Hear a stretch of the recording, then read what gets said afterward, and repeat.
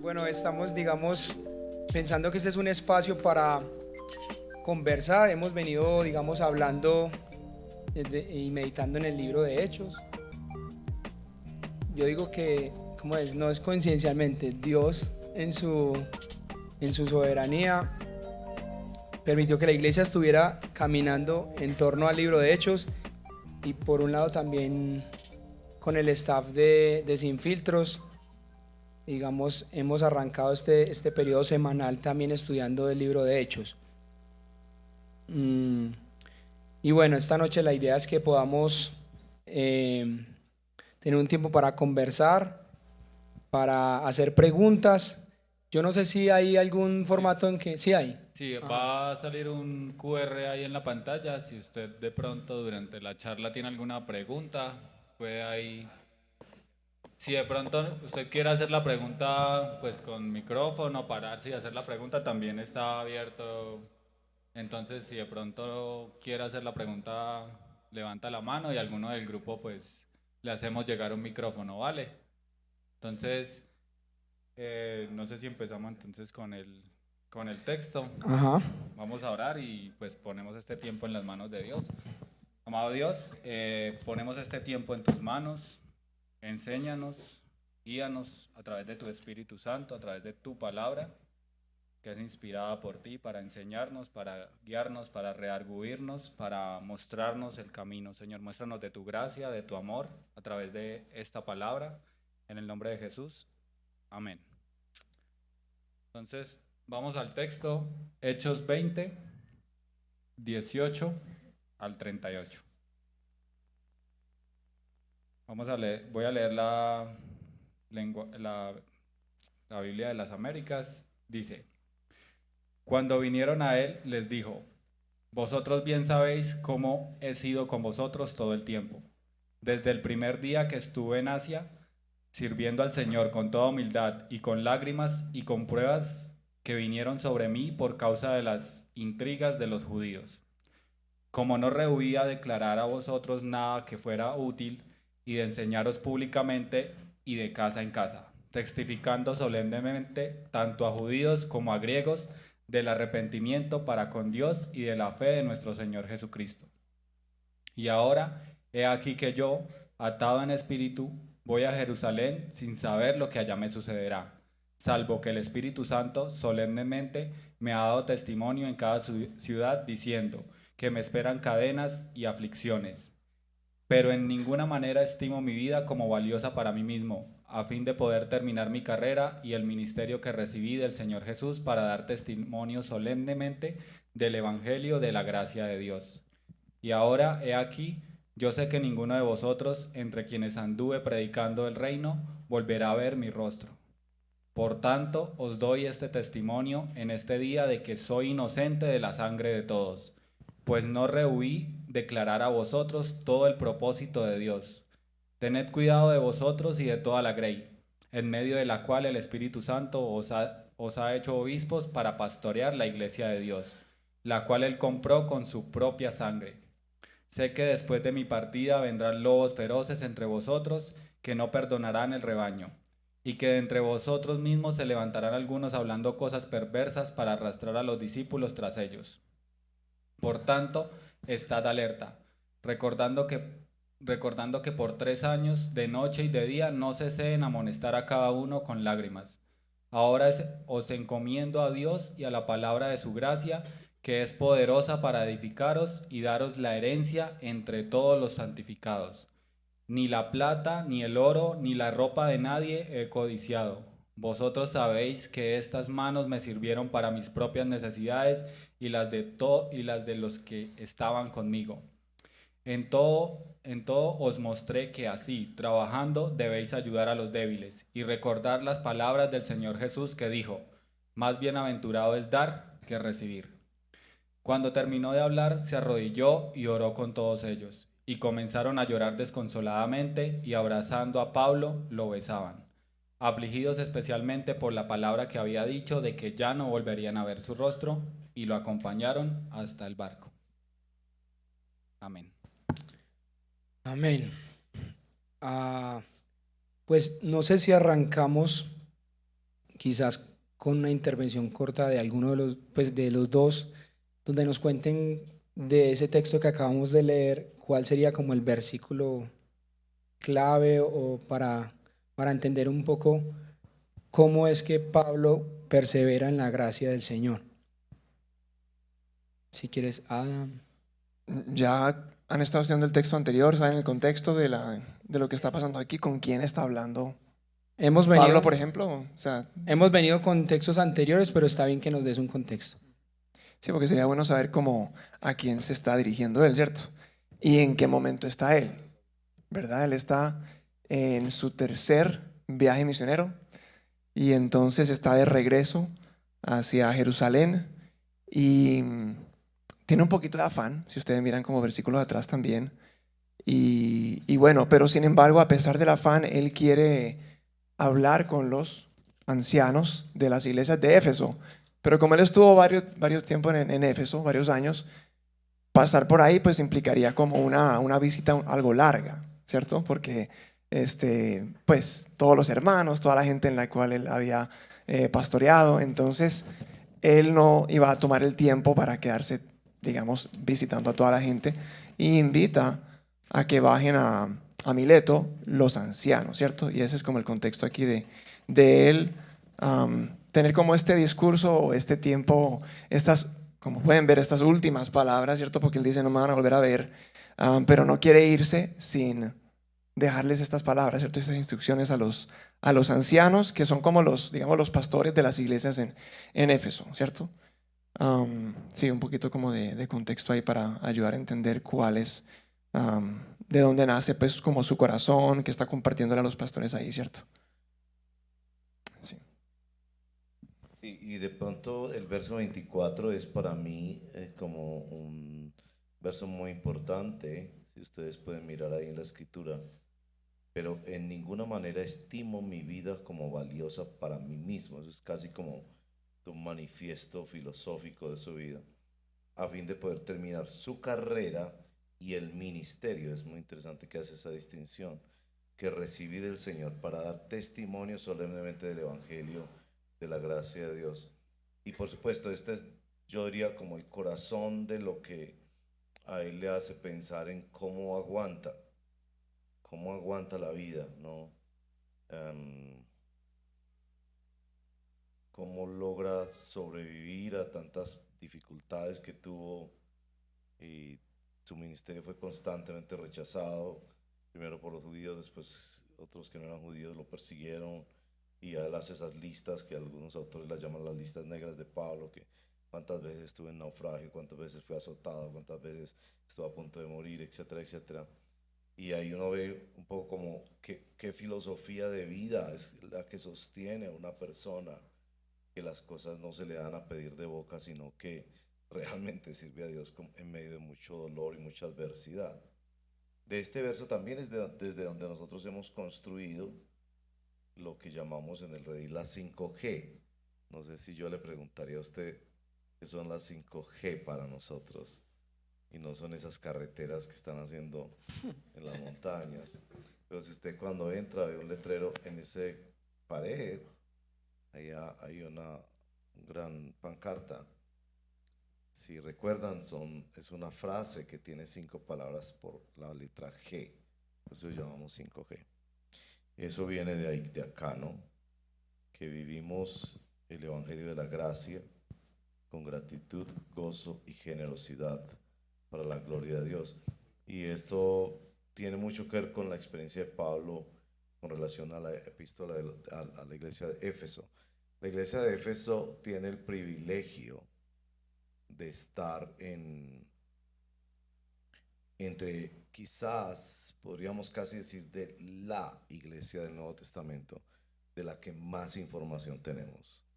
Tenemos información sobre cómo fue comenzada, qué pastores estuvieron en esa iglesia, como Timoteo, por ejemplo. Tenemos información casi hasta el final de la escritura del Nuevo Testamento, del libro de Apocalipsis, y entendemos mucho más de esa iglesia.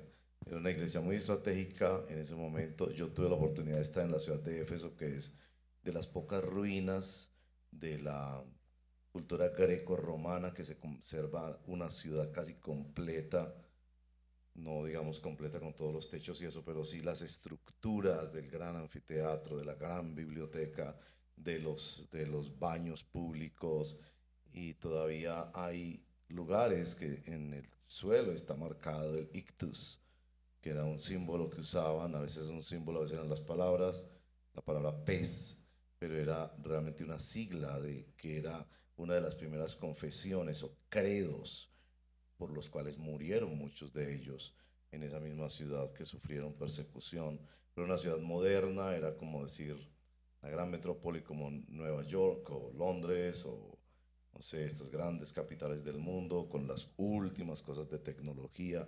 Tenían, por ejemplo, acueducto, que era una cosa absolutamente novedosa. La segunda biblioteca más grande de ese periodo clásico estaba en esa ciudad, y grandes filósofos, un anfiteatro donde se podía hablar sin micrófono a 20.000 personas, y eso es, te paras ahí y hablas, te escucha todo eso por el diseño que tenía, una cantidad de cosas de tecnología, y cruzaban todos los comerciantes que pasaban por lo que hoy es Turquía y cruzaban al otro lado, lo que es Grecia. El contacto entre Asia y Europa se daba en esa región, y era muy importante, digamos, las cosas que Pablo está diciendo aquí, de una filosofía de vida, de una convicción de por qué cosas uno debería estar dispuesto a morir. Es como la gran pregunta que nos deja esta clase de lectura, ¿cierto? Porque la historia es triste al final también, que ¿por qué estarías dispuesto a morir? Eh, entonces es como todo un manifiesto de Pablo al despedirse de esta iglesia. De pronto, para responder tu pregunta del versículo que yo resaltaría sería el 32, donde dice: ahora los encomiendo a Dios y a la palabra de su gracia, que es poderosa para edificarlos y darles la herencia entre todos los santificados. Digamos un poquito como en, como en el contexto de que Él les acaba de decir de que pues no los va a ver, ¿cierto? O no lo van a ver a Él más. Ellos, pues por lo que vemos aquí, cuánto lo aman y lo estiman a Él. Y frente a esa verdad de que Él no va a volver a estar entre ellos, Él dice: bueno, yo no estoy, pero está Dios, está su palabra, ¿cierto? Y su palabra es la que los va a sostener, la que los va a edificar, la que los santifica. Entonces, digamos, ese versículo me parece muy especial también como en el contexto de lo que están viviendo estos hermanos, ¿no? Porque ellos se enfrentan con la realidad de que ya no, este líder que tanto aman y del cual tanto han aprendido, ya no va a estar con ellos. Y no es como hoy en día que, bueno, puede que esté la persona lejos, pero hay podcasts o hay, no sé, alguna cosa que uno puede tener a la mano para seguir en contacto o aprendiendo de alguien. Pero en esa época nunca iban a escuchar de él más. Entonces eso podía ser algo muy, muy difícil para ellos. Sin embargo, él les dice: no, pero aquí tienen la palabra del Señor y eso es lo que los va a sostener. Entonces creo que sería como ese versículo 32. Listo. Queremos hacer... Yo quería decir una cosa, pues, ya que Adam ha tocado el tema de la edificación y pues que estamos con un pastor coordinador y principal y un anciano de una iglesia, ¿cómo podríamos aplicar estas enseñanzas que vemos de Pablo sobre el ministerio pastoral y sobre la edificación de la iglesia? Y también pues vale la pena hacer esta reflexión de cómo estas enseñanzas también las podemos aplicar en nuestra vida, y si hablamos, digamos, mucho más como en el asunto, es cómo la podríamos aplicar también en un ministerio al que el Señor nos ha llamado a cada uno, o en el ministerio de jóvenes, para decir puntualmente esta noche. Bueno, pues yo tengo aquí 7 preguntas. La segunda. La segunda. Bueno, en el verso 21, ustedes ven que muchas veces en la iglesia decimos que como que el enganche del evangelio son el arrepentimiento y la fe. Aquí en el verso 21, él dice: Bien saben cómo no rehuí declararles a ustedes nada que fuera útil y de enseñarles públicamente y de casa en casa, es el verso 20, verso 21, testificando solemnemente tanto a judíos como a griegos del arrepentimiento para con Dios y de la fe en nuestro Señor Jesucristo. Uno ve ahí como y bueno, eso es una constante, es cuando uno lee a San Pablo, ¿no? Que el arrepentimiento es como el lado amargo del Evangelio.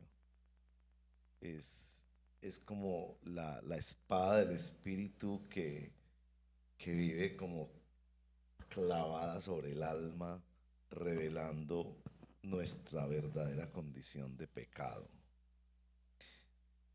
Y una y otra vez Pablo trabaja desde esa base y Jesús trabajó desde esa base porque el precursor de Jesús fue Juan el Bautista y él de hecho pedía que hicieran un acto público para mostrar el arrepentimiento, que era el bautismo, lo que se llamó el bautismo de arrepentimiento. Luego está la fe, y la fe específicamente, no en que las cosas van a estar bien, sino la fe en una persona. Esto es la confianza, el poner la credibilidad, el poner todos los fondos, todos los recursos en una persona en la que se confía. Entonces, uno ve, digamos, ahí como la sustancia del evangelio que Pablo predicó, ¿no? Y él dice ahí pues que de casa en casa, privada y públicamente, y más adelante va a decir que él no es culpable ya de la sangre de ellos porque no rehuyó declararles todo el propósito o el consejo de Dios. Entonces, como esa base, me pareció muy importante señalar eso, que en este discurso de despedida, Pablo vuelve otra vez al caudal del Evangelio.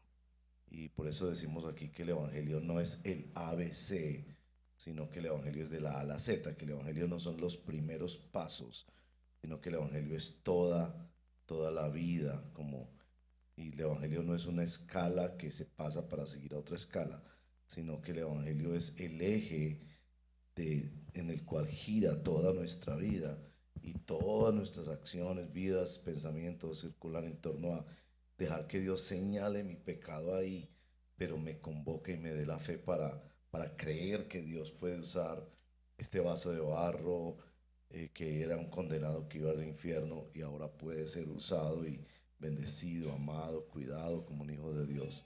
Entonces, otra vez es como que esos dos ejes del Evangelio, él no deja, dice como si usted pensara lo último que le voy a decir a una persona antes de morir, ¿no? Richard Baxter, que fue uno de los famosos puritanos, él escribió un libro que se llama El Pastor Reformado, se consigue gratis, todos esos libros se consiguen gratis.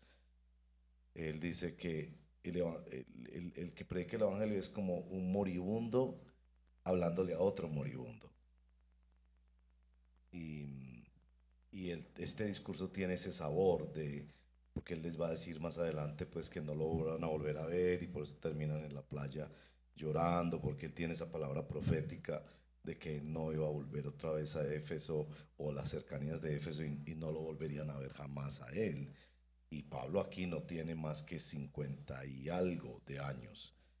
Entonces, pero tenía esa palabra de Dios, una palabra profética de que él no volvería a esa ciudad, o ellos no lo volverían a ver, estos hermanos que estuvieron con él 2 años, eso fue mucho trabajo que él hizo para ellos, y está realmente dándoles un discurso de despedida. Entonces este capítulo contiene una cosa muy triste, ¿no? Si tú te estás despidiendo de alguien, es muy fuerte pensar yo no voy a volver a verlos, pero la esencia del Evangelio sigue ahí, ¿cierto? Y note que no está diciéndoles, bueno, terminen la construcción de la iglesia y asegúrese que toda la gente de promesas procede y cuídeme el gato y no sé qué.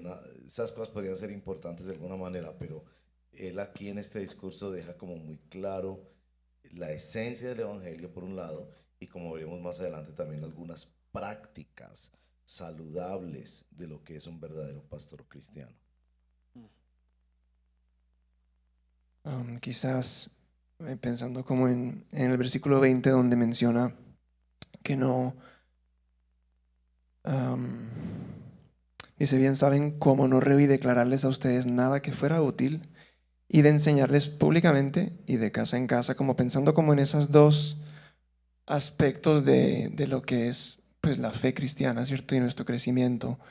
Nos edificamos en un contexto público, este sería como ¿cierto? La reunión pública, pero digamos también como creyentes, eso hace parte de la perseverancia también. Necesitamos esos espacios como aquí de casa en casa, es como algo más privado, ¿no? Más pequeño, como con 3, 4, 5, 10 quizás personas, pero que es un espacio en el cual hay mucha más interacción y donde uno pues am, oran directamente por uno, ¿cierto? Escuchan los problemas de uno, uno también del otro, y eso hace parte como del crecimiento y eso nos ayuda a perseverar, pensando en que evaluaras cada uno de ustedes, ¿no? O sea, cómo estás participando en ambos sentidos, ¿no? Estás participando públicamente como estás acá, pero también tienes una edificación en un grupo más pequeño. Bueno, aquí en la iglesia siempre tenemos como varias opciones para eso en las diferentes temporadas que tenemos en la iglesia de la EVI, DBS y rebaños. Um, bueno, y están ya los otros grupos también, como Reto y como GIF, que son espacios que uno puede realmente pues abrir su corazón, ¿cierto? Y ahí, cuando uno comparte con el otro y escucha al otro, y ahí es donde ahí, digamos, crecemos en el Señor y también somos ayudados a perseverar, ¿no? Entonces, caminando en ambos sentidos, pienso yo como esa parte de que él menciona acá, cómo él enseñaba en ambos y cómo nosotros también, ya sea que enseñemos o que estamos recibiendo, pero deberíamos participar en ambos espacios. Yo creo muchas cosas ahí, pero permítame retomar como así las dos ideas centrales que han dicho Adam y el pastor Diego. Eh, una de las marcas por este lado es cómo estamos llevando, digamos, esa vida en comunidad, pero también, digamos, el asunto del discipulado de casa en casa, ¿cierto? Como una marca ahí. Y el otro tema, pues, que habla el pastor Diego es un hincapié, digamos, en que esas enseñanzas que nos muestra allí Pablo y que vemos también de la iglesia primitiva era un llamado al arrepentimiento y a la fe. Esos dos elementos ahí como, yo creo que puede ser el resumen de lo que hemos preguntado, pero excelente. Listo. La 3, lo que planteamos era qué papel juega la humildad en el camino de la perseverancia en la gracia y cómo podemos cultivarla en nuestras vidas. Pues en los versos 19 dice esas tres condiciones: humildad, lágrimas y pruebas. Am, en un sentido como que uno no, esa frase que dice, ¿no? Que uno no sabe que ama a alguien realmente hasta que tenga un conflicto con esa persona. Em, es decir, no es que las expresiones más superficiales o más sentimentalmente placenteras del encuentro con otro ser humano no sean disfrutables y valiosas, ¿cierto? Es decir, dice que estemos en paz con todas las personas y el gozo del encuentro y el gozo de la comunidad, de la familia. Pues realmente uno sabe que ama a las personas es cuando enfrenta un conflicto con esas personas. Y claro, ahí pues es un amor que entra en crisis y todo. Pero Pablo una y otra vez en este texto está hablando de que a cada uno los exhortó con lágrimas, eh, que pagó un precio por esa relación. Y aquí lo resume en humildad, lágrimas y pruebas. No podría pues como tratar de entender con la historia que cuenta Hechos,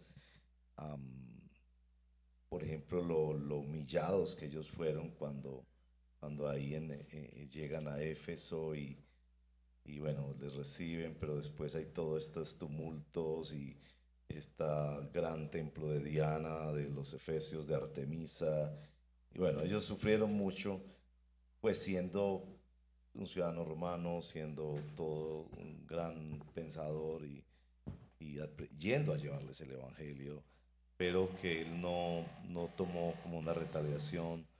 Después está este asunto como tan personal de llorar por ellos y de pagar un precio. Entonces, a mí me parece que nos ayuda mucho ver personajes. Ahorita estoy leyendo la biografía, bueno, una parte de la biografía de Jonathan Edwards, que escribió a los 22 años sus 70 resoluciones. Y bueno, ese librito está por ahí en la librería.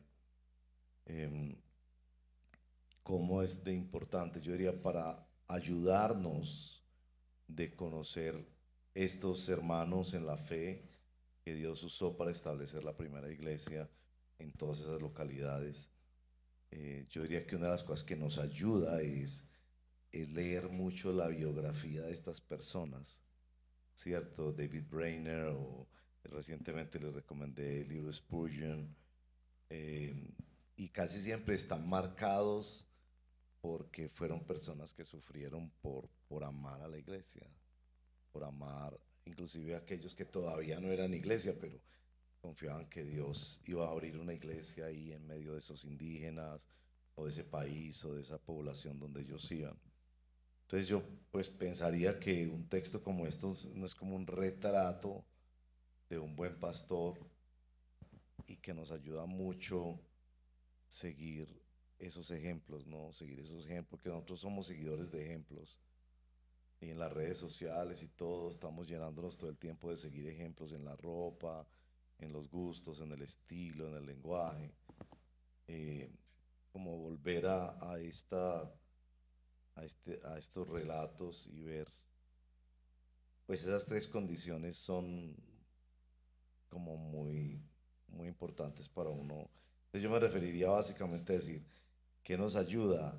¿Cómo nos ayuda esto para nuestro propio ministerio? Es, sigamos el ejemplo de gente así, ¿cierto? Yo como que de pronto es muy sencillo, no es nada del otro mundo, pero es como leer esas cosas y pensar, si Dios levantó un siervo así en esa generación, que como veremos este domingo inicialmente era un enemigo, Dios puede también usarme a mí para esta generación. Sí, una forma de cultivarla entonces sería como, obviamente, estar meditando en hermanos que ya han transitado por este camino, Ujú.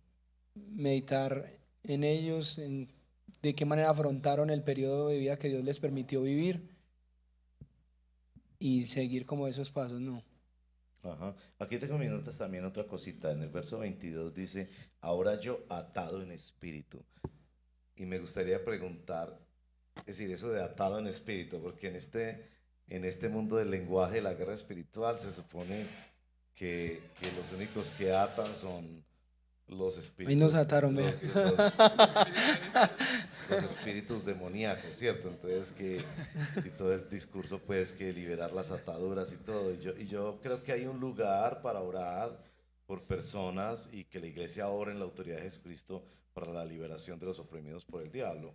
Hay un lugar ahí en el ministerio cristiano y de la iglesia para eso. Pero es que esta frase es muy particular. Este es un atado en el espíritu que no es algo de lo que él quiera ser liberado. Mm. Dice que está atado en espíritu y que va a Jerusalén sin saber lo que va a pasar, pero el Espíritu Santo sí le dice, verso 23, que solemnemente le da testimonio en cada ciudad, y van a ver en los relatos anteriores que tomaron la cinturón de él y dijeron que él iba a sufrir, y empezaron a decir, no, entonces no vaya a Jerusalén, y él dice, ¿cómo así? No, si el Señor quiere yo voy a ir, diciendo que me esperan cadenas y aflicciones, y ahí es donde viene el verso 24, pero no estimo mi vida como valiosa para mí mismo. Pero esta expresión atado en espíritu, es decir, que son como las circunstancias que no son deseables. Entonces me quedé pensando eso de la humildad, que dice ahí, cómo es identificar condiciones de nuestra vida que son ataduras buenas, ¿cierto? Yo titularía el sermón Ataduras de Dios, porque siempre se piensa que Dios quita las ataduras y Él sí quita ataduras, pero esta es una cosa a la que como que somete al creyente a estar en un camino de dolor y que según Él dice aquí va a ir en aumento, porque efectivamente más adelante van a ver que Él llega a Jerusalén, lo acusan falsamente y ahí sí ya empezaron los sufrimientos. O sea, hasta ahora había sufrido, pero ahí empezaron mucho más. pero él no asume eso como algo de lo que debe ser liberado. Yo pensaría, tal vez tú sufres con tu peso, con una relación muy difícil, con la condición de la pobreza, con enemigos que te hacen la vida muy difícil, con grandes dificultades para llegar a hacer algo para Dios. Y Pablo aquí lo llama atado en espíritu. Él va caminando atado en espíritu. No es una atadura de la que él se va a liberar porque es lo que el Señor quiere que lleve. Entonces vería también ahí como el ejemplo de alguien perseverando en la gracia de Dios en medio de una condición muy difícil.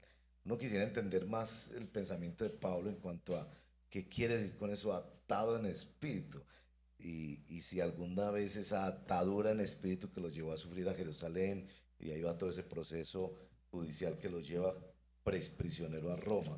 Pero uno sí puede saber que a través de esa atadura del espíritu que los llevó a él a sufrir en la cárcel, es que nosotros tenemos muchos de los documentos del Nuevo Testamento, porque fue en la cárcel donde él escribió cartas tan luminosas como la misma carta a los Efesios, por ejemplo.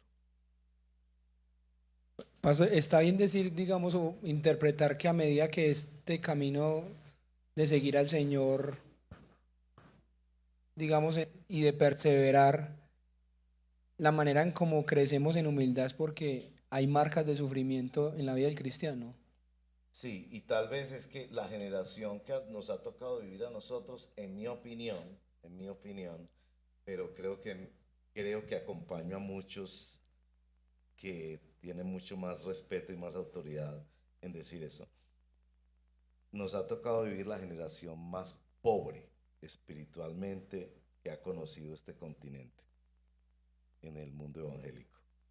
Entonces, pareciera que nosotros no debemos suponer que las cosas como la canción cada vez van a estar mejor, sino realmente que cada vez vamos a sufrir más por Cristo. De modo que si no sufriéramos por Cristo, esa sería Algo una anda gran mal. sorpresa. Ajá. ¿Cierto? Cuando la forma en que pensamos en el consumismo religioso es que la sorpresa es que vengan dificultades. Sí. Cuando la sorpresa sería que no vengan, porque evidentemente nosotros estamos declarándole la guerra al diablo, al mundo, a la carne, a Satanás, a todas las tendencias del mundo, y Jesús lo profetizó, la maldad irá en aumento. Entonces, pienso que una verdadera mentalidad cristiana no asume, no asume el dolor como con esa actitud victimizadora que es muy popular hoy en día, porque hoy en día todo el que se declara víctima le hacen comité de aplausos, sino como la actitud es que si no sufrimos casi debería ser una sorpresa, como John Wesley, por ejemplo, que cuando visitaba todas estas aldeas en Inglaterra, lo recibían a pedradas, a palazos, lo metían en la cárcel. Y cuando ya John Wesley fue famoso, escribió en su diario, ahora me reciben con letreros, bienvenido, señor Wesley, y le recibían el alcalde del pueblo, y él escribió en el diario, ¿qué estaré haciendo mal? Que me reciben así, ¿cierto? Porque el que se constituye amigo de Dios se constituye enemigo del mundo, y quien se constituye amigo del mundo se constituye en enemigo de Dios. Entonces uno ve aquí la mentalidad de Pablo en esto de atado en espíritu, que no es claro si ese espíritu es con mayúscula el espíritu de Dios o es en su propio espíritu, que está viviendo una aflicción y un miedo de llegar a Jerusalén, pero sabe que es allá donde debe llegar y que va a sufrir cárceles y cadenas y aflicciones, como él mismo lo dice en el verso 23, que su actitud es: yo persevero en medio del dolor. Fíjense que casi siempre la palabra perseverancia se ve más como una disciplina para alcanzar algo, como eso de que la constancia vence lo que la dicha no alcanza, como perseverar en un ejercicio físico, aguantar hasta llegar a una meta. Aquí el perseverar es aceptar la condición de vida que Dios le ha dado y cumplir dentro de esa condición de vida el propósito para el cual Dios le ha llevado, aun cuando tiene que despedirse de gente que él amaba profundamente y, y sencillamente avanzar en el reino de Dios.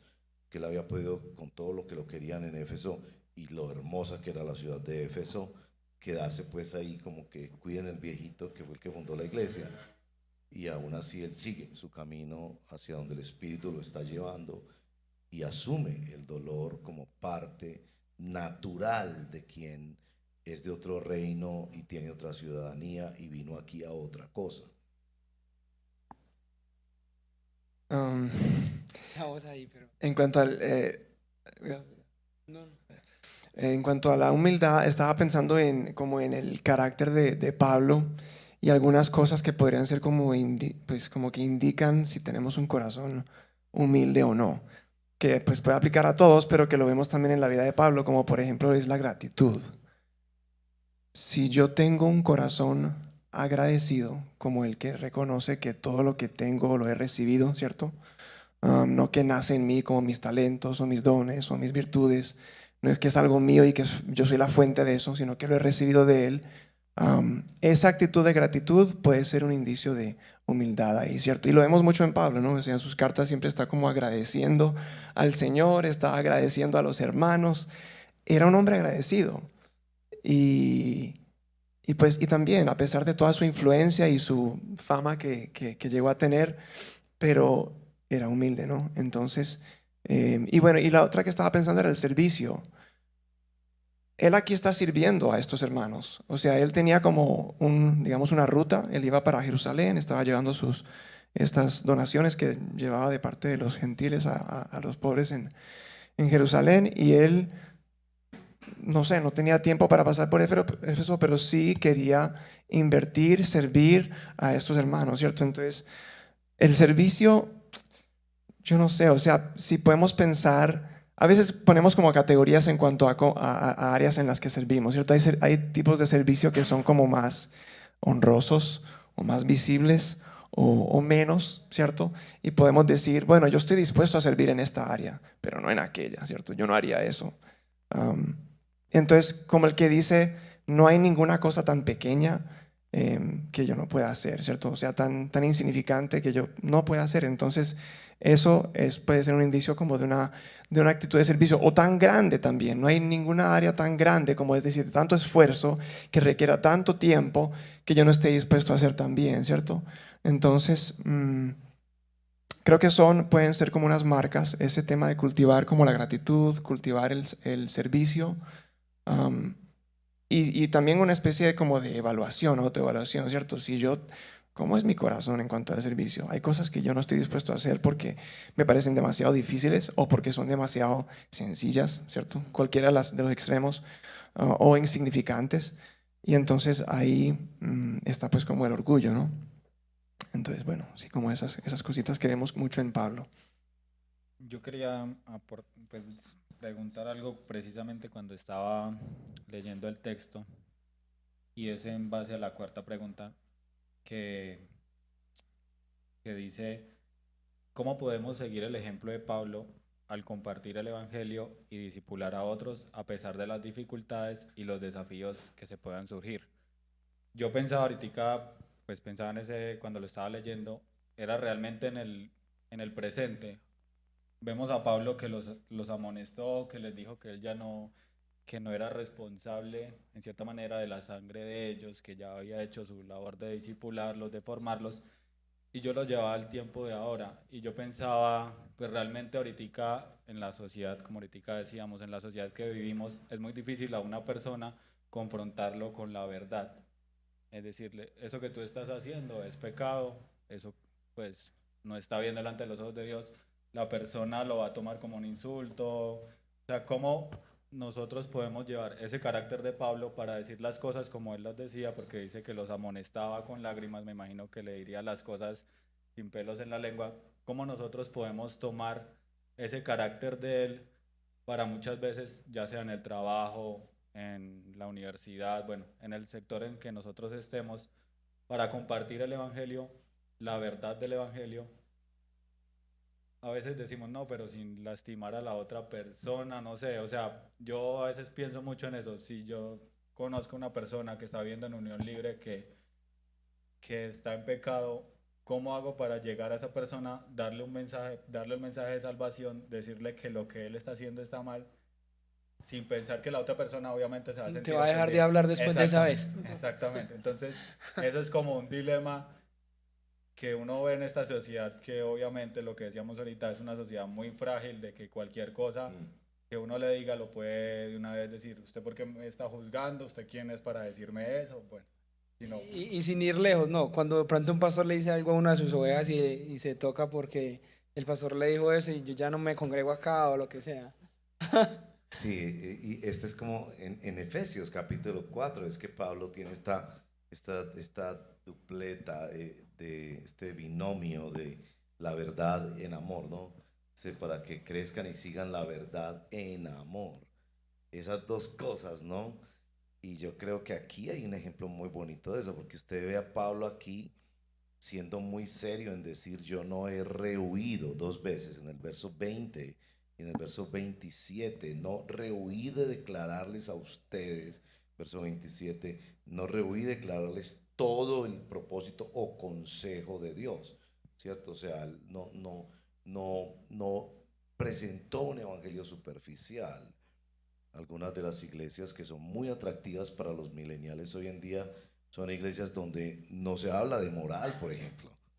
Solo se habla de cómo, no sé, unas palabras que están usando ahora, ¿no? Qué suerte divina, la realización del reino, cómo descubrir los códigos de Dios, ese tipo de asuntos que son muy atractivos porque pues de alguna manera no te están cuestionando moralmente, te están subiendo ese ego aplastado por las redes sociales que tenemos todos nosotros.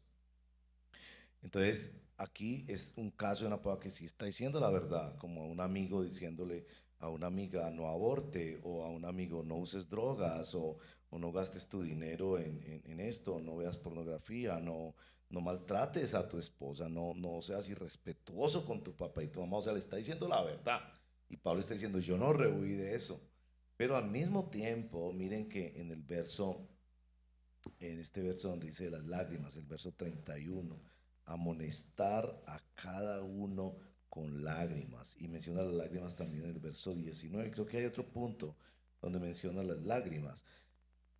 Y aquí obviamente es las lágrimas de quien siente el dolor del otro y sabe lo doloroso y difícil, realmente imposible que es dejar una adicción, y se pone al nivel del otro a llorar con el otro, ¿cierto? Entonces uno ve aquí como la combinación de eso. Yo no sé, porque muchas veces nosotros pensamos que presentamos el evangelio desde una posición de superioridad moral, como deje pues de ver pornografía, pero no entendemos lo que significa para esa persona sentirse esclavo y miserable una y otra vez, impotente en eso, y cómo, es decir, cómo es que debemos presentar el evangelio con verdad, pero también con amor. Y uno ve que el tratamiento que Pablo les dio a ellos, y efectivamente si lloraron con él al final en la playa, si fueron y acudieron a su llamado, es porque lo que él les está diciendo es verdad, ¿cierto? Como en la epístola a los Tesalonicenses capítulo 2, que él describe cómo fue su ministerio como una mamá y como un papá. Y a veces yo pienso que eso de mamá y papá, perdónenme pues el comentario de género, pero es mucho este asunto de que el papá es como la norma, ¿me entiende? Y la disciplina, muchas veces. Yo sé que hay papás como yo que como padres hemos sido muy buenas madres, pero digamos como la verdad, ¿cierto? El papá que lo lanza a uno y le dice, usted es capaz y cumpla, disciplínese y realice algo en la vida. Pero la mamá que lo aguanta a uno, que llora con uno, que le echa la cantaleta, pues puede poner a llorar con uno. ¿Cómo podríamos llegar a pedir al Señor que en nuestras conversaciones del Evangelio con otras personas pudiéramos ser como Pablo aquí, que no rehúye llamar al pecado pecado, que no busca los temas más simpáticos para que se convenzan de Jesús? No, les dice la verdad, hermano, estaba para el infierno si no se entrega a Cristo. Es que eso es verdad. Y esa verdad él la necesita saber. El evangelio no vino a resolver la realización personal, a vivir nice. El evangelio vino a resolver una cosa cruda, es la eternidad sin Dios.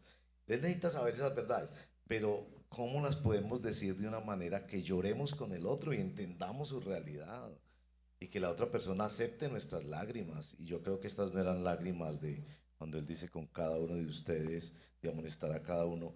No creo que eran lágrimas de quien estaba como castigándolos, sino las lágrimas de alguien que tenía compasión, que realmente entendía lo que es sentirse impotente ante el pecado. Y suena como que es una constante de él, ¿cierto? Como la mamá que echa cantaleta, pero de todas formas le sirve la comida a uno, de todas formas llora con uno, está ahí, no se despega, no es esa distancia moral de quien tiene la razón y tiene los mejores argumentos y los amigos se van y lo dejan a uno con el argumento solo. Pero volviendo al texto de Efesios 4, un excelente ejemplo aquí de un siervo de Dios y de un creyente cristiano que practica esto de la verdad en amor, ¿no? Esa combinación ahí maravillosa de que no niega ni superficializa el Evangelio, pero encarna el Evangelio con lágrimas si es necesario para acompañar al que sufre y aún responsabilizarlo, pero con lágrimas de compasión y de amor por esa persona.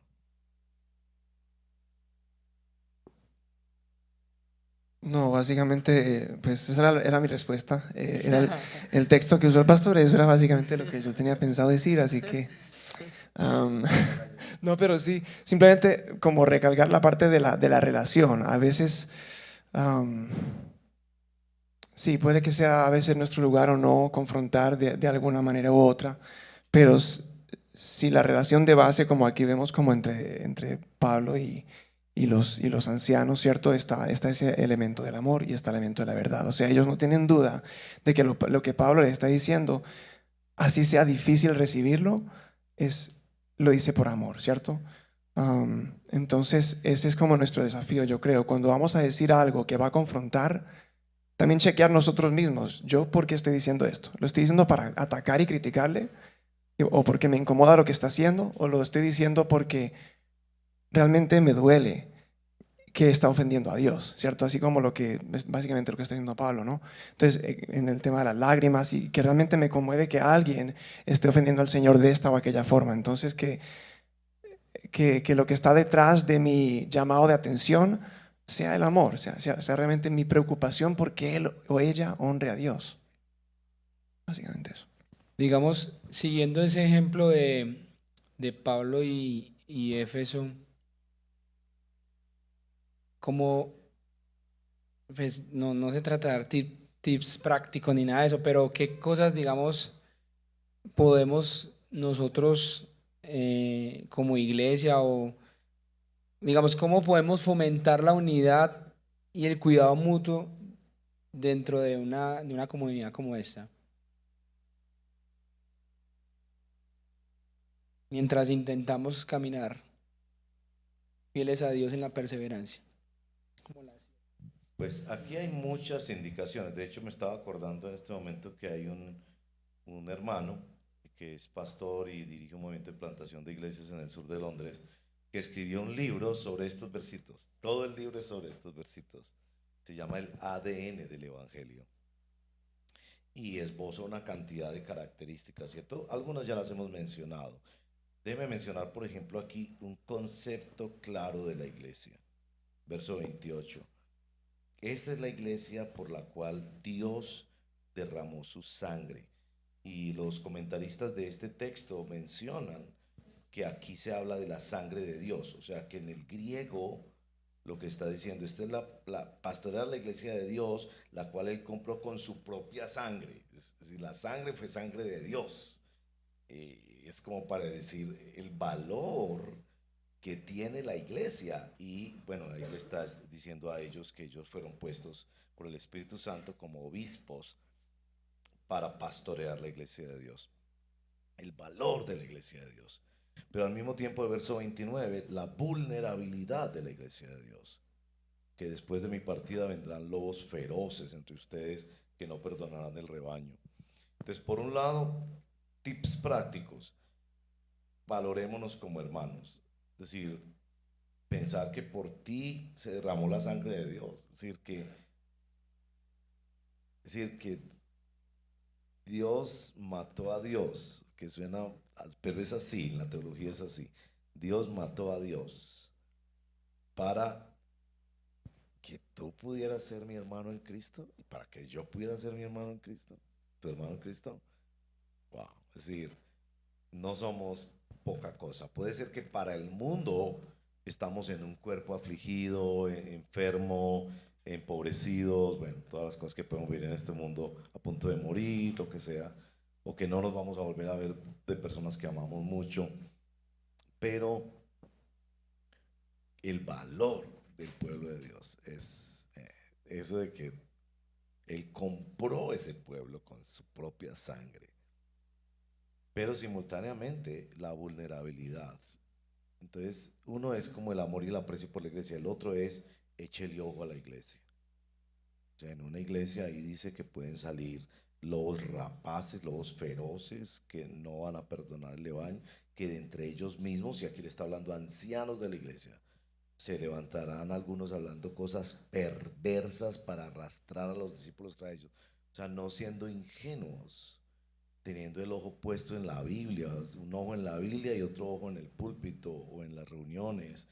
Y así puede ser que hay mucha gente siguiéndonos, pero puede que estamos yendo en un camino equivocado. Y yo diría también la necesidad que tenemos de que ustedes lean las escrituras y nos corrijan a nosotros los pastores. Un síntoma que se ve en estos grupos religiosos que o son muy superficiales o son heréticos, es que no hay cuestionamiento, no se lee como los debería la palabra de Dios, a ver si eso sí está en la palabra de Dios. No es si me gustó, me elevó el ego. Entonces eso sí es palabra de Dios. Otro tip que hay acá que me encantó mucho, que ya lo mencionó Adam también, el verso 32, los encomiendo a Dios y a la palabra de su gracia. Y yo puse aquí en mis notas que hay ahí como un elemento subjetivo y otro elemento objetivo. El elemento subjetivo es encomendarlo a Dios. O sea, yo podría decirle de ustedes, los encomiendo a Dios. Y yo creo que Dios está en todas partes, Dios es poderoso para guardarlos sin caída, sin mancha y guardarlos de su mano por toda la vida. Pero hay también un elemento objetivo y es la palabra de la gracia. O sea, el plan de redención de Dios que apunta a la gracia de Dios en Cristo tiene que ser enseñada, eso sí puede ser evaluado. ¿Cómo nos cuida Dios? No lo podemos evaluar del todo, eso es tarea de Dios. Y Él hace muchas cosas que nos gustan y que no nos gusta para cuidarnos. Pero cómo en el pueblo de Dios se enseña la Biblia, cómo todos los días debemos estar leyendo por lo menos 10, 15 minutos mínimo, pasar abriendo un texto de la Escritura y orando. Eso es comida, no podemos vivir sin esa comida. Y cómo en el pueblo de Dios debemos estar una y otra vez demandando que se nos enseñe palabra de Dios. No me caliente las orejas con argumentos interesantes que me suben el ego. Deme palabra de Dios y deme palabra de Dios donde yo vea a Cristo y la gracia de Cristo en esa palabra de Dios. Entonces, yo diría que esos son tips para nuestra vida en comunidad que nos ayudan a tener un concepto saludable de la iglesia, que es muy valiosa, pero que es muy vulnerable, y saludable de cómo nos cuida Dios, que Dios sí nos cuida más allá de lo que nosotros pedimos y entendemos, pero que entre nosotros debemos cuidarnos con palabra de Dios y mandarnos a leer palabra de Dios todos los días y aconsejarnos con la palabra de Dios unos a otros. Excelente. Antes de pasar a Adam, pues en esa misma línea, puedo pedir a los de audiovisuales si ponen el código QR y se animan ¿Hay algunos. alguna pregunta? Eso, se animan algunos a escribir alguna pregunta. O si alguien quiere. O si hay alguien que, después de la intervención de Adam, si hay alguno que quiera hacer una pregunta, puede levantar la mano y le enviamos el micrófono. ¿Cómo están? Bien, o sea, yo creo que estamos, sí o no, porque estamos hablando de cosas muy profundas y yo creo que hemos aprovechado este tiempito. Espero que estén también disfrutando este tiempo como estamos acá todos. Entonces, pues que podamos profundizar y aprender bastante esta noche. En el tema de unidad, simplemente iba a decir que está muy relacionado a la madurez. O sea, no puedo esperar tener unidad si soy inmaduro, ¿cierto? O si tengo dificultades con vivir, digamos, en comunidad, entonces está indicando que tengo un problema de mi madurez también espiritual. Entonces, pues eso está ligado como lo que dice el pastor también sobre digamos, las disciplinas espirituales, ¿cierto? Estar firme en su palabra. Hay una cosa que mencionamos mucho en el curso de novios. Algunos están por acá y lo vieron, otros quizás algún día estén allá. Y es una ilustración de un triángulo. Y en el ángulo superior está Dios. Y en los dos ángulos inferiores están pues el chico y la chica, ¿cierto? O digamos en el matrimonio pues el esposo y la esposa. Y si ellos quieren, digamos, ser más cercanos el uno al otro, la forma es acercándose a Dios. Entonces digamos que en ese ángulo superior está Dios, entonces a medida que ellos van acercándose a Dios, al mismo tiempo están acercándose el uno al otro. Y pues es una ilustración, digamos, de comunidad también, ¿cierto? A medida que yo soy más maduro y conozco mejor al Señor, voy a relacionar mejor también con mis hermanos, ¿cierto? Y necesitamos siempre esos dos aspectos también, ¿cierto? El crecer en comunión con Dios y crecer en comunión con mis hermanos.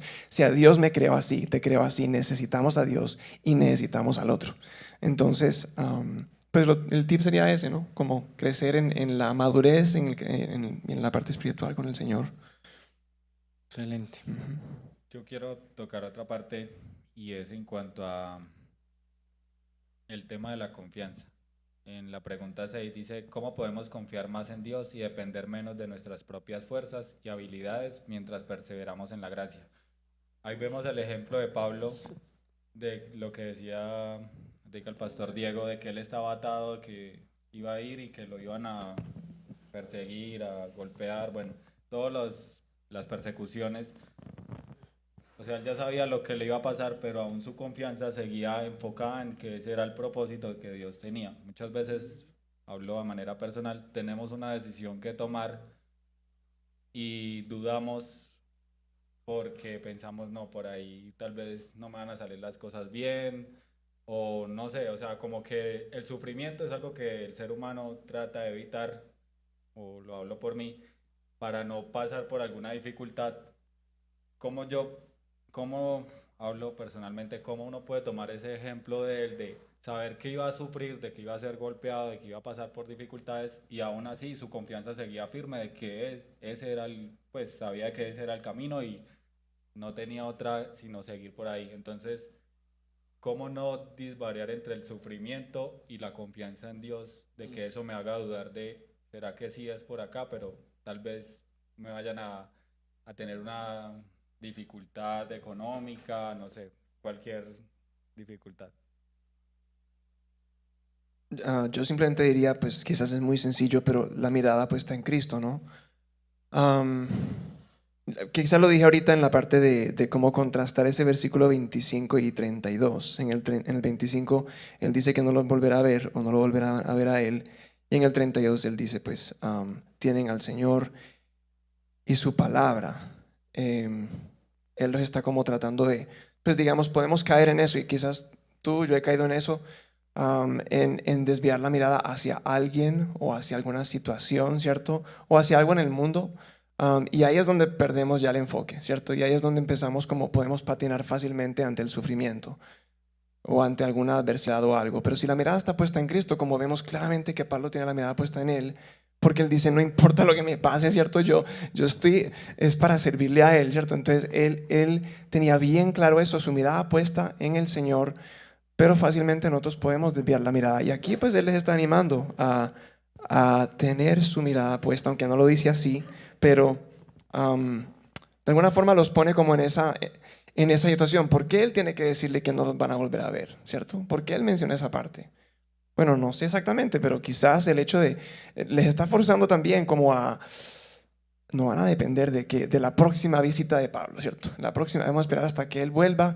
No, simplemente ellos no dependen de Pablo, dependen del Señor. Entonces, yo creo que eso nos fortalece en el sufrimiento cuando estamos, bueno, mirando lo que el mundo nos ofrece, mirando a veces también, puede ser de una forma no sana a unas líderes espirituales como que ¿cierto? Pero ¿qué pasa cuando esa persona se muere? ¿O qué pasa cuando se va a otra iglesia o tú te mudas a otra parte? ¿Qué va a pasar con tu fe ahí, cierto? Porque esta persona ya no está, porque Pablo ya no está, o porque el pastor Diego no está aquí al lado mío. Entonces, no vamos a seguir creciendo en el Señor. No, Él está diciendo, ahí está la palabra, ¿cierto? Ahí está para edificarnos. Yo en mi vida, siendo hijo de misioneros y siendo misionero, pues he andado mucho por muchas partes y ha cambiado mucho mi entorno y la gente que ha estado a mi alrededor, pero puedo decirles que es la palabra del Señor la que me ha sostenido. Y por supuesto Él usa a personas para eso, ¿no? Él pone a personas en mi vida que me edifican, pero siempre es la palabra del Señor en esa persona. O sea que realmente no es el vehículo tan importante, es el mensaje, es el contenido y es el evangelio, ¿no? Que estamos hablando en este texto. Entonces sería esa parte. Y en ese sentido, de pronto una práctica en la línea de lo que está diciendo Adam, es siempre pedirle al Señor que lo lleve a uno a una palabra específica, a un lugar de las Escrituras o a un personaje de las Escrituras que va como señalando esa ruta. Sin duda también hay elementos, digamos, de la sobrenaturalidad de caminar con Dios. Es decir, cómo tú llegas a saber que esa es la dirección. En el caso de Pablo, para los que quieran conocer más la biografía de Pablo, y eso lo veremos en 15 días, de este domingo en 15, cuando hablaremos del capítulo 9, cuando Ananías es enviado por Dios, Dios envía a Ananías con una profecía específica para Pablo. Le dijo, vaya y dígale que él es un instrumento escogido, capítulo 9, verso 15, para llevar mi nombre en presencia de gentiles, de reyes y de los israelitas, porque yo le mostraré cuánto debe padecer por mi nombre. O sea, él sí tenía una palabra profética que le había mandado a decir con Ananías, de que él iba a sufrir por Cristo. Y pienso que a eso le sostuvo, porque no es que todos pasan por cárceles como Pablo, sencillamente Dios lo dirigió de una manera especial. Pero me parece que hoy en día Dios puede darnos, si estás buscando si esa relación complace a Dios o no, si ese proyecto de educación, salir del país, meterte en un negocio, etcétera, pídale al Espíritu Santo que le muestre una palabra de la palabra de Dios. Por supuesto hay que habitar la palabra, que la palabra de Cristo habite en nosotros con abundancia, porque si vamos a estar siempre en el Salmo 91, pues el Salmo 91 es maravilloso, pero la palabra de Dios es muy vasta como para uno esperar siempre que sean los 2 versitos por ahí que medio recuerdo de la Biblia. Sí necesitamos habitar más la palabra, pero pedirle al Señor que en nuestro devocional diario y todo nos esté diciendo y podamos llegar a esa instancia sintiendo ese respaldo sobrenatural de Dios en el que sentimos, esta es la dirección que trazó el Señor, y eso da esa confianza profunda en que Él conoce el final y Él va conmigo, pero que específicamente en mi caso me está llevando a dar este paso, a dar este paso, a dar este otro paso. Y hay una promesa en Romanos 8, los que son hijos de Dios son guiados por el Espíritu de Dios. Y casi que yo me atrevo a decir, si a usted no lo guía el Espíritu de Dios, tenga cuidado, es posible que usted no sea hijo de Dios. De todos los hijos de Dios, una evidencia de los hijos de Dios es que tienen antenas. A veces esas antenas están muy mugrosas, sucias y enredadas. A veces están conectadas con las torres que no son, pero es una promesa. Los que son, por torpe que fuera, dice el profeta, por torpe que fuera no se desviará. Pero si hay una parte que es nosotros, ¿cierto? De habitar en la escritura, para que venga el verso bíblico. A mí me pasa casi todas las mañanas, yo no sé si le pasa, hay todas las mañanas hay un verso bíblico que me viene a la mente, pero ese verso no llegó ahí me cae pues automáticamente, porque años de caminar con Cristo, de habitar en la palabra de Cristo, y estoy preocupado por una cosa, tomando una decisión, inquieto por lo otro, debo ir a hacer eso, no lo debo hacer, y viene una palabra que se clava en la mente, y yo creo en la dirección del Espíritu Santo, y aunque no es tan ¿cómo se dice?, tan dramática como algunos quieren pensar que es nuestro caminar con Cristo. A mí me parece que eso es muy sobrenatural, muy milagroso. Cuando dice, por torpe que sea, los hijos de Dios van a tener antenas para Dios. Y si no tienen antenas para Dios, o estás en un pecado inmenso, que tienes las antenas mugrosas, o no eres hijo de Dios. Entonces, obviamente ya busca consejo bíblico, comparte con otros, ora y ayuna para llegar como a entender eso. Pero de hecho los hijos de Dios nos damos cuenta cuando las antenas están mugrosas y cuando no estoy sintonizando, el radio está sonando mal, no estoy sintonizando porque he visto mucha televisión, porque he estado muy ocupado en ambiciones de la carne, porque no he estado haciendo mi devocional esta semana, porque he estado haciendo, diciendo, comiendo, hablando lo que no debo, las antenas se ponen mugrosas. Pero creo que sí hay una promesa de que Él nos va a guiar. Y me encanta cuando yo escucho personas que me dicen, voy a irme del país y Dios me habló con tal pasaje de la Biblia. Y yo digo, claro, ahí hay algo sobrenatural, porque pues la Biblia es muy grande para que hayas llegado a ese pedacito. Pero hay algo glorioso, que es saber que los hijos de Dios son guiados con la misma palabra de Dios, que es la lámpara a nuestros pies, ¿no? Entonces, creo que ahí sí hay algo específico que el Espíritu Santo le está diciendo a cada uno de ustedes, déjense guiar por Dios. Aquí uno ve un hombre que era guiado por Dios, aún en una situación tan triste como despedirse de gente que lo amaba profundamente y decirle, ustedes no me van a volver a ver. Y uno por sus sentimientos cambiaría se organizaría la cosa de otra forma, ¿cierto? Pero él tenía claridad, era un hijo de Dios que tenía claridad en la dirección que el Espíritu Santo le está dando, y creo que uno se llena de mucha confianza ante las pruebas y cosas de la vida, de mucha solidez por saber que es guiado por Dios. Bueno, llegaron varias preguntas, estamos Sí. tratando de organizarlas. Eso. Yo estaba mientras estaba el pastor también contestando. Bueno, lo primero que hay que decir, estamos ahí como apretados ya para el cierre y tal vez todas no las podamos, digamos, poner en la mesa, pero vamos a respetar más o menos como el orden de llegada.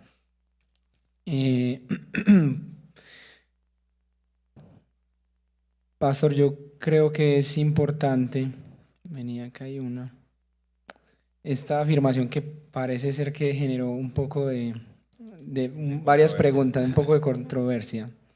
La pregunta es esta: si Dios mató a Dios, se suicidó, entonces ¿en dónde queda que fueron los seres humanos quienes asesinaron a Jesús por su propia maldad? Ustedes leen los grandes catecismos de la historia de la iglesia. Por ejemplo, estaba leyendo esta tarde o repasando el Catecismo de Londres, que es, perdón, la Confesión de Fe de Londres de 1689. Y eso viene del Catecismo de Westminster, que es que Dios, siendo la causa primaria de todas las cosas, no es culpable de la maldad que hay en las causas secundarias. Eso pues ustedes lo leerán ahí. Pero es porque así lo presenta la Biblia. Siempre tienen que tener en cuenta que somos nosotros seres humanos finitos, en el sentido de limitados, incapaces, falibles, mortales. Somos seres humanos finitos relacionándonos con un Dios infinito.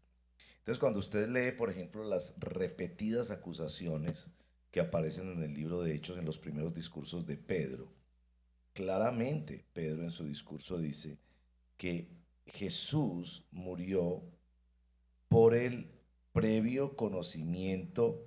Aquí dice, sí, capítulo 2, verso 23, este fue entregado por el plan predeterminado, el previo conocimiento de Dios. Está ahí, yo no me inventé eso. ¿Quién decidió que el Cordero fuera inmolado desde antes de la fundación del mundo? Eso no lo decidió el diablo, ni ninguno de los pecadores, ni el pueblo de Israel, ni la iglesia. Eso lo decidió Dios. Él es el Cordero de Dios. Simultáneamente, verso 23, capítulo 2 del libro de Hechos, y ustedes lo clavaron en una cruz por manos de impíos y lo mataron. Las dos cosas se afirman en la Biblia. En su plan eterno, Dios preguntó, ¿a quién enviaremos? ¿Quién iré? Y Jesús dijo, yo iré, envíame a mí. Y Él vino a morir por mis pecados porque quiso morir. Fue un plan de Dios. Simultáneamente, los judíos mataron a Jesús. Simultáneamente, todos nosotros matamos a Jesús. Esteban muere el día que Dios quiere que él muera. Simultáneamente, los asesinos de Esteban son culpables del asesinato de Esteban. Son dos cosas que en la Biblia se presentan permanentemente. Dios es soberano, Él tiene el control de toda la historia, por eso nos garantiza que Él nos llevará hasta el fin. Él es el Señor, todo lo tiene bajo control. Simultáneamente, los seres humanos no cometemos pecados sintiéndonos como una marioneta, un autómata. Los que mataron a Cristo no iban como zombies a matar a Cristo, ellos tenían odio en su corazón, querían matar a Jesús, fue de su propia voluntad, ellos mataron a Jesús. Esa realidad de la soberanía de Dios que no excluye la responsabilidad del hombre es una cosa que está en todas las escrituras. Spurgeon decía, yo predicaré eso toda mi vida así, aunque sea una cosa que no quepa en la lógica humana, porque así lo enseñan las Sagradas Escrituras. Si usted quitara esas dos cosas y no las conectara, destruiría el universo. Pero es un hecho que sí, a Jesús lo mataron unas personas que decidieron matarlo, pero es el plan de Dios. Isaías 53 describe al detalle cómo Jesús iba a morir y muestra claramente que Él es el siervo sufriente de Jehová, que Dios cargó sobre Él nuestros pecados. Jesús no murió por un accidente, Él murió porque el plan de Dios que Él muriera, porque en la justicia de Dios era la única forma que tendríamos para tener perdón eterno de nuestros pecados y adopción eterna para vivir con Él por la eternidad. Pero sí, esto ofende nuestras mentes que quisieran una lógica humana para Dios. Perfecto. Yo tengo, bueno, acá hay otra. Está bueno, Ahora, está bueno. A propósito, cuando ustedes piensan en la importancia de la doctrina y que una iglesia sea sólida en doctrina, ahí tienen la mismísima doctrina de la Santísima Trinidad. Si no creyéramos en la doctrina de la Santísima Trinidad, sería imposible entender el sacrificio de Cristo. Porque aquí vemos al Padre recibiendo en su trono de justicia el sacrificio de su Hijo. Su Hijo es Dios, el Padre es Dios, son tres personas distintas, como hemos confesado en la historia, y un solo Dios verdadero. Si fuéramos unitarios como los pentecostales unidos, estaríamos en una seria dificultad y llamaríamos a eso suicidio. El creer en la doctrina de la Trinidad nos permite creer que Jesús dice, yo no los dejaré solos, les enviaré a mi Espíritu. Pero después él mismo dice, yo estaré con ustedes todos los días hasta el fin. Es la doctrina de la Santísima Trinidad el soporte filosófico de nuestra identidad cristiana. Nosotros podemos creer que Dios cumplió su plan. La Biblia no lo dice tan dramáticamente como yo lo digo, Dios mató a Dios, pero efectivamente eso es lo que describe la Biblia. Fue un plan predeterminado por Dios, llevado a cabo el día, la hora, el segundo y la forma en la que Dios así lo decidió en la historia que fuera. Simultáneamente los hombres que lo mataron son culpables de esa muerte.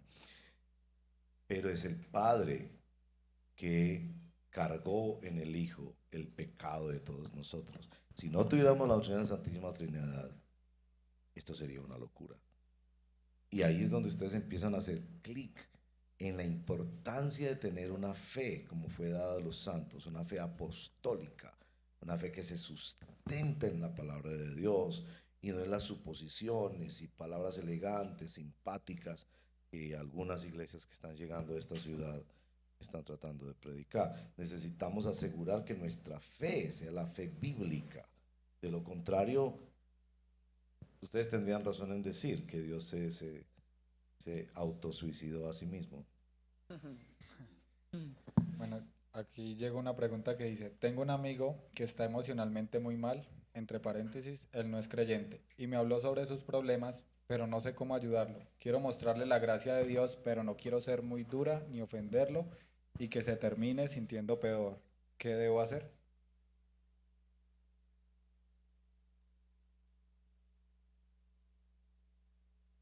Verdad y amor. Ahí contesta. No, pero nada, nada. ¿Qué haría yo en ese caso? Yo creo que algo muy importante es saber dónde está el corazón de la persona. Bueno, está atravesando una dificultad. ¿Dónde está el corazón de la persona en cuanto a Dios? ¿Cuál es la actitud de su corazón en cuanto a Dios? O sea, ¿hay una hostilidad contra Dios en medio de su dificultad? ¿Hay una indiferencia? O quizás por la crisis que está atravesando, quizás está abierto a buscar a Dios. Entonces, si yo puedo lograr, digamos, discernir dónde está él o ella, me va a ayudar a saber cómo llevarlo hacia Dios, ¿cierto? A través del Evangelio, ¿cierto? Compartiendo el Evangelio con él o con ella. Puede ser que, o sea, muchas veces la gente llega al Señor en medio de sus crisis, pero no queremos como que ellos lo tomen como que, bueno, esta es una solución para mi problema, entonces voy a probar esto, voy a probar Jesús, y luego si no funciona, entonces ahí es un problema, porque ¿qué está esperando? Que se le quiten los problemas porque conoció o porque hizo una oración, ¿cierto? Y eso no es lo que queremos presentar. Pero sí queremos, yo creo que mucho es como la parte del amor, sí, acompañar en su dificultad, es mostrarle a Cristo también, ¿cierto? Pero sí queremos en ese conversar con la persona saber dónde está en cuanto a Dios para poderla saber llevar. Si está hostil contra Dios, entonces hay que afirmarle que Dios igual la ama, a pesar de que esté rechazando a Dios, ¿cierto? En medio de su crisis y todo. Si está abierto a buscar al Señor, entonces ahí tenemos una excelente oportunidad para poderle compartir las buenas nuevas, ¿cierto? La misma crisis, la misma dificultad muestra nuestra necesidad que tenemos, ¿no? Somos más conscientes de nuestro pecado y de nuestra necesidad de el Salvador. Entonces, como para llevar a la persona hacia entender el Evangelio. No sé si responde la pregunta. Yo sumaría a eso algo que estoy aprendiendo en estos días. Y bueno, me da hasta pena decir qué pena estoy aprendiendo esto. Yo estoy aprendiendo que la gente no debe creer en nuestros argumentos, sino en Cristo. Porque uno a veces se siente como desesperado tratando de encontrar argumentos. Y yo sé que hay un lugar para lo que se llama la apologética cristiana. Yo no voy a entrar en ese campo. Pero a veces nosotros pensamos que debemos justificar a Dios y presentar unos argumentos para derrotar la mente de esta persona que rechaza a Dios. Yo creo que nosotros básicamente somos testigos, como dice Pablo acá, y debemos presentar un testimonio de Cristo, conscientes de que esa persona le estamos hablando en chino, porque esa persona no va a entender eso hasta que no sea nacida del Espíritu. Pero creo, y en el libro de Hechos me está ayudando mucho a entender esto, dígale a la persona que le pregunte a Dios. Sí, es que nosotros hablamos de Dios como si Dios no existiera. ¿Cierto? Como yo te voy a vender a ti una camisa y esa camisa no está aquí, ¿cierto? Entonces, claro, yo tengo que armar todo un tema, pero Dios está aquí. Y yo creo que a nuestros amigos, y en el libro de Hechos me ha llamado muchísimo la atención, casi todas las conversiones de Hechos, Dios trabajó antes que la iglesia. Empiece a detectar y verá las conversiones individuales, porque hay conversiones de toda una ciudad, en Samaria, por allá con Felipe, no toda una ciudad, pero en casi todas las conversiones, Dios trabajó antes de la iglesia. Cornelio, Dios ya estaba trabajando ahí, y en su misericordia, en su gracia, Él decidió que fuera Pedro a llevarles el evangelio. Entonces sí hay una presencia de la iglesia, pero Dios trabajó antes que nosotros llegáramos. Entonces yo creo que a nuestros amigos y todos debemos decirle, mira, yo no inventé a Dios, ni yo justifico a Dios, ni yo puedo hacer lo que Dios solo puede hacer. Pídale a Dios. ¿Usted está enojado con Dios? Dígale eso a Dios. Usted no entiende a Dios, dígale que usted no lo entiende. Yo sí puedo tratar de explicarle unas cosas y darle un testimonio de las Sagradas Escrituras, que es diferente a mi testimonio, el testimonio de las Sagradas Escrituras. Yo sí lo puedo presentar, pero la verdad yo debo estar consciente de que hasta que el Señor no haga algo en su corazón, yo le estoy hablando en chino. Pero yo debo hacerlo, ese es mi deber. Nosotros testificamos no a causa del fruto de nuestro testimonio. Nosotros testificamos porque nos pidieron que testificáramos. Jesús nos dijo que testificáramos, ¿cierto? Yo siembro, el otro riega y el crecimiento lo da Dios. Pero decirle a nuestros amigos, hable con Dios, dígale a Dios. Dios escuchó a Cornelio, Dios vio a Saulo en su odio por la iglesia. Dios vio al eunuco que estaba leyendo Isaías y no entendía nada de lo que estaba leyendo. Usted dígale a Dios. Y a Cornelio en particular me ha impresionado eso que le dice a Cornelio, sin ser cristiano. Se le aparece el ángel y le dice, tus oraciones han sido escuchadas. Y no era cristiano todavía. Entonces a tus amigos, diles, hable con Dios, dígale a Dios que lo ayude. Abra su corazón delante de Dios, dígale que lo ayude. Y de repente va a llegar una persona totalmente distinta al otro día, que tú dices, ¿aquí qué pasó? Como cuando Ananías tenía miedo de ir donde Saulo, y cuando lo encuentra orando, ya todo había sido hecho. Él lo que tiene que llegar es a orar por él, que se le sea de vuelta la vista y a bautizarlo. Él no tuvo que darle una cantidad de argumentos, de 4, no sé, todos esos métodos que hay de evangelización. Pero sí debemos presentar nuestro testimonio. Pero no pensemos que nosotros inventamos o justificamos a Dios. Dios está ahí. Entonces es como yo tratando de convencer a Paola que Cristian existe, y ella me dice, no, es que yo no sé si él existe. Y yo, no, él sí existe, mira, yo lo vi y yo tuve esta experiencia con él y él es así, es asá. En lugar de decirle, Paola, pregúntele a Cristian. Pues, y Cristian habla, y ve la oración, no, Cristian habla con Paola. Yo no sé, esto estoy descubriéndolo estudiando el libro de Hechos, que quizás nosotros nos preocupamos más de la cuenta y hacemos más de la cuenta.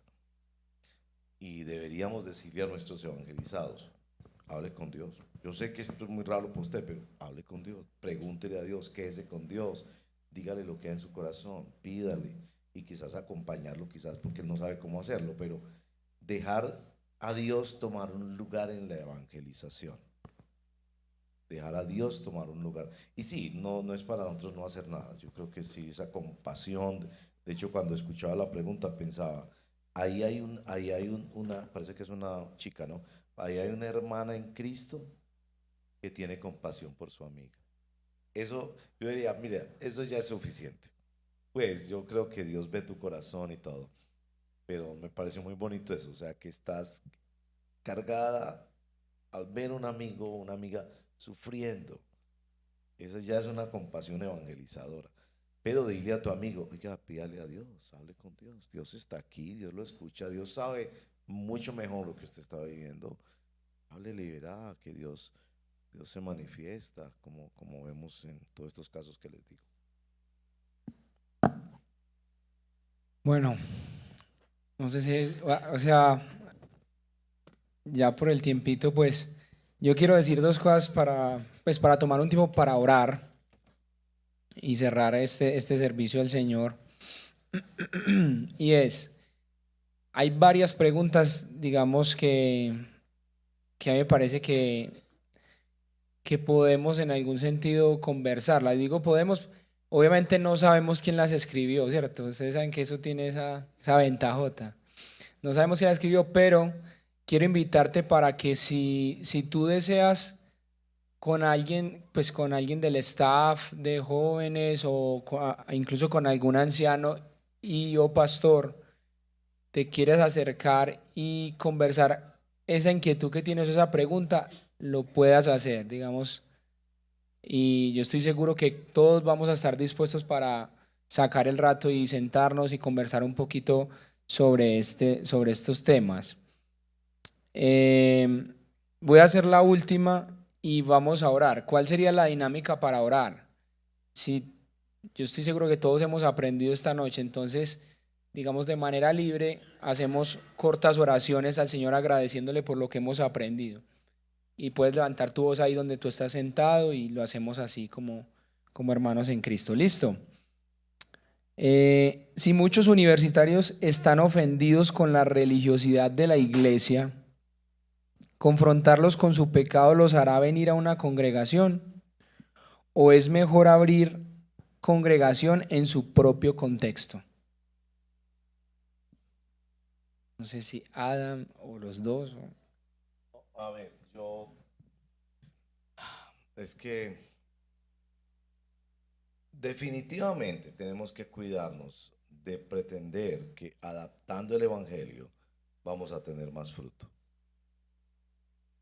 Y esta es doctrina de la regeneración. Una persona necesita ser regenerada por el poder del Espíritu Santo para aceptar que es un pecador, que tiene un problema eterno con Dios, que solo puede resolver ese problema en Cristo. Ese es el comienzo de la vida cristiana. De ahí para adelante hay muchas otras cosas que Cristo quería hacer, mostrarle el propósito de su vida, ayudarlo en sus problemáticas, usarlo grandemente para sus propósitos. Pero ese asunto esencial que es el meollo del Evangelio, nuestro pecado que necesita encontrarse con la justicia de Dios y que la única forma en que salimos bien librados es, eso no es asunto de método, no es que hablándoles así o hablándoles asá o hablándoles asá. No es que siendo terroríficos y asustándolos con un terremoto a las 4 de la mañana como la mañana de hoy, ahí sí se van a entrar. Ni tampoco es que siendo dulces y suaves y hablándoles del amor y la gracia en un lenguaje milenial, etcétera. Ahí sí, no, eso no depende de método. Esto es un milagro que solo lo hace Dios. Punto.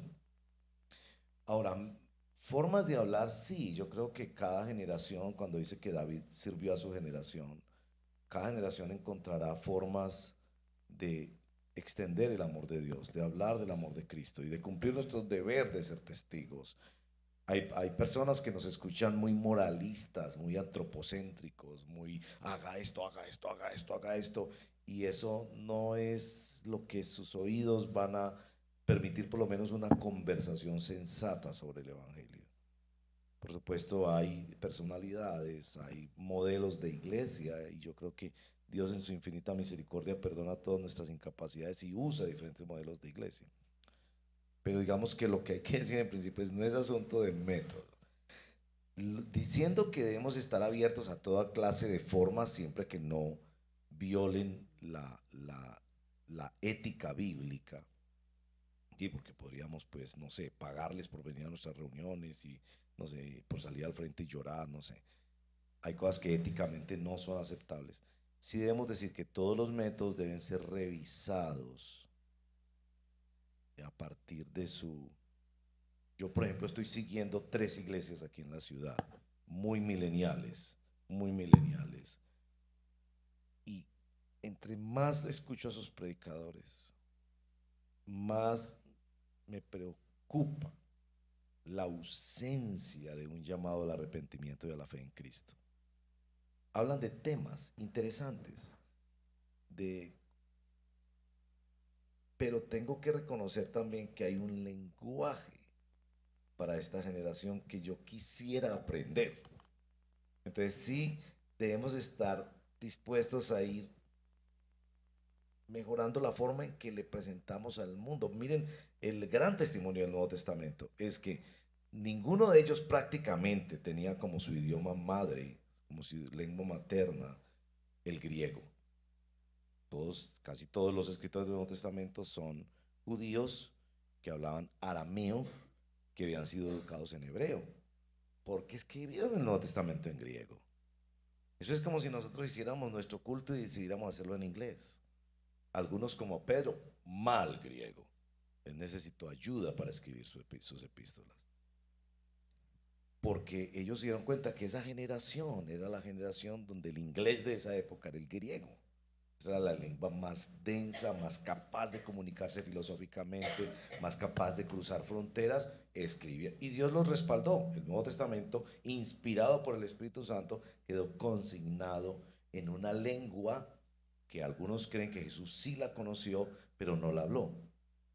no era el lenguaje de Jesús. Eso ya nos dice que los métodos sí es importante revisarlos, pero siempre que no contradigan la ética y que no superficialicen el evangelio por Dios, porque mucho de lo que veo en estas iglesias mileniales es que no hay evangelio. Es un grupo chévere, nice, donde se reciben bendiciones, se habla de la suerte divina, de la potenciación de Dios en tu corazón, de la semilla de la fe. Pero eso yo no lo veo en la Biblia. Y el único libro eterno y sobrenatural al cual yo me aferro en esta vida y en la muerte es la Biblia. Y el día que me voy a morir, no me va a importar mucho con qué método me evangelizaron, me va a importar si es la verdad de Dios sobre la cual descansa mi alma para la eternidad. Pero dicho eso, sí, creo que necesitamos encontrar lenguajes, particularmente en cómo hablarle a esta generación. Porque obviamente es una generación que ha crecido con muchos prejuicios sobre la iglesia en particular y cómo podríamos llegar a ellos. Lo que hacía